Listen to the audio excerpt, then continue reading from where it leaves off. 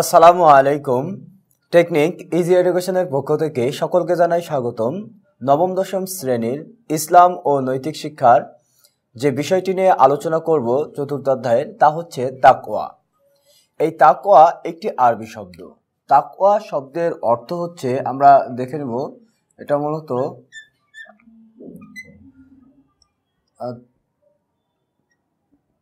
তাকওয়া। তো তাকওয়া শব্দের অর্থ হচ্ছে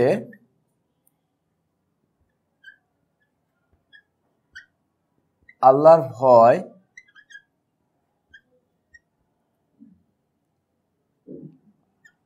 আল্লাহর ভয়, বিরত থাকা,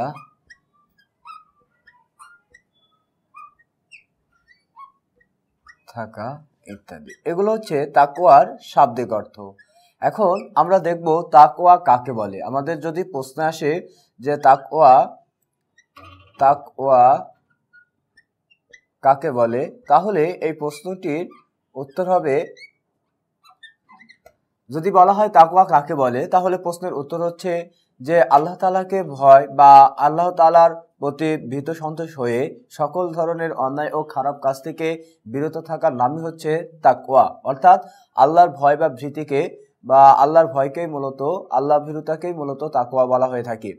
তো তাকওয়ার যেহেতু আমরা পরিচয়ের মধ্যে জানতে পারি যে তাকওয়ার মূল বিষয়টি কি। তাকওয়া হচ্ছে আল্লাহকে ভয় করা, আল্লাহর ভয়ে, আল্লাহর ভীতিতে কোনো অন্যায় কাজ থেকে নিজেকে বিরত রাখা, তাছাড়াও কোনো ভালো কাজে উৎসাহিত হওয়া বা কোনো ভালো কাজ করার জন্য ইচ্ছা পোষণ করা। যদি মানুষ আল্লাহকে ভয় না করে, তাহলে সে আল্লাহর আদেশ নিষেধ মানবে না। তো আল্লাহকে যখন সে ভয় করবে, অর্থাৎ তার মধ্যে যখন তাকওয়া থাকবে, আল্লাহ ভীরুতা থাকবে, তখন মানুষ কি করবে? অন্যায় কাজ থেকে নিজেকে বিরত রাখতে পারবে এবং ভালো কাজের জন্য সে উৎসাহিত হবে। তো এই জন্য তাকওয়া মানব জীবনের একটি বিশেষ ভূমিকা রাখে। যেন আল্লাহ রাব্বুল আলামিন অনেক জায়গায় তাকওয়া সম্পর্কে উল্লেখ করেছেন। তো এই তাকওয়ার মাধ্যমে মানুষ কি করতে পারে? তাদের ভালো কাজগুলো করতে পারে, আর আল্লাহ যে কাজগুলো নিষেধ করেছেন সেই কাজগুলো থেকে বিরত রাখতে পারে। আর তাকওয়ার সবচেয়ে বড় সুফল হচ্ছে যে তাকওয়ার মাধ্যমে মানুষ আল্লাহ তাআলার যে শাস্তির কথা উল্লেখ করা আছে, অর্থাৎ আল্লাহ তাআলার যদি পথে বা আল্লাহ তাআলার নির্দেশিত পথ অনুসরণ না করে, তাহলে মানুষের যে শাস্তি ভোগ করতে হবে, এই শাস্তি ভোগ করার কারণে মানুষের মনের মধ্যে যে ভয়ভীতি কাজ করে। তো এই জন্যই মানুষ কি করে?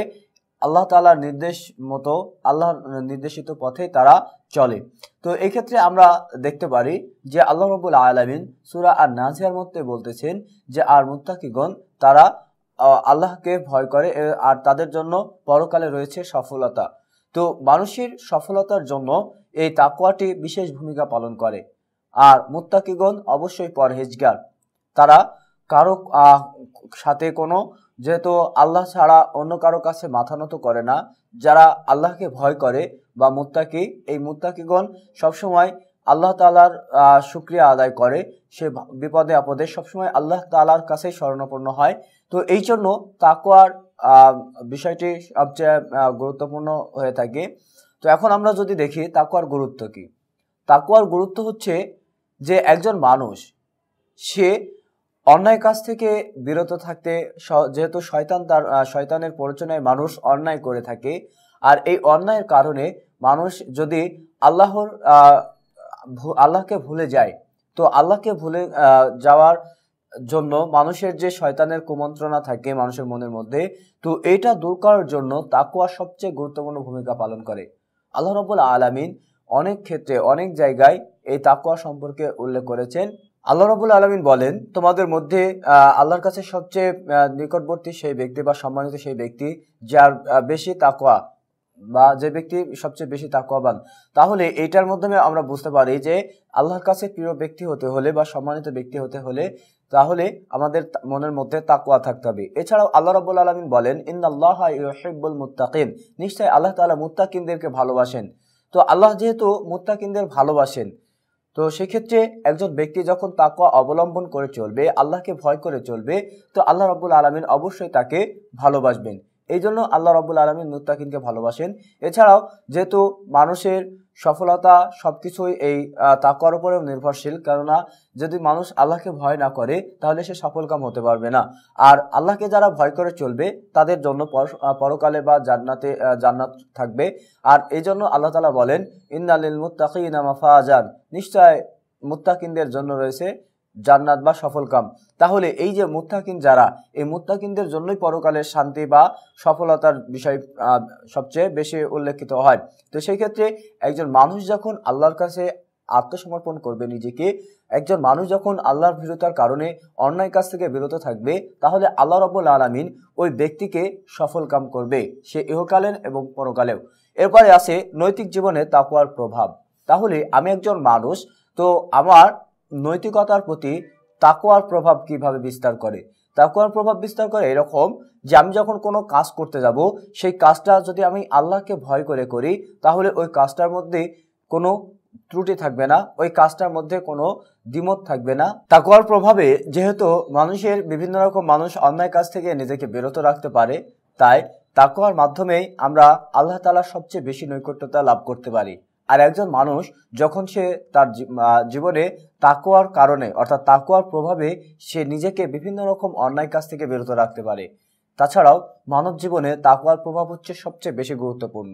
আল্লাহ রাব্বুল আলামিন মুমিনদেরকে, মুত্তাকিনদেরকে সবসময় তাকওয়ার মাধ্যমে তাদেরকে সঠিক পথের নির্দেশনা দিয়েছে। অর্থাৎ এই তাকওয়ার মাধ্যমে, যেহেতু আল্লাহ ভীরুতার মাধ্যমে মানুষ বা মুমিনগণ সবসময় সঠিক পথে পরিচালিত হবে, তারা কখনো শয়তানের প্ররোচনায় পড়ে কোনো অন্যায় বা খারাপ কাজে লিপ্ত হবে না।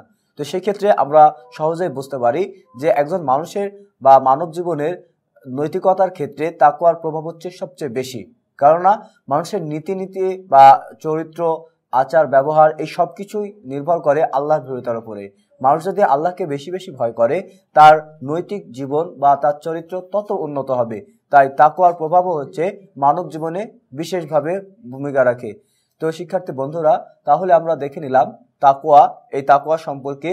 যেহেতু তাকওয়ার মাধ্যমে মানুষ কিভাবে তার সফলতা অর্জন করতে পারে এবং মানব জীবনে তাকওয়ার প্রভাবই বা কি, সেটাও আমরা জানলাম। তো এই ছিল তাকওয়া সম্পর্কিত সংক্ষিপ্ত আলোচনা। আসসালামু আলাইকুম ওয়া রাহমাতুল্লাহ।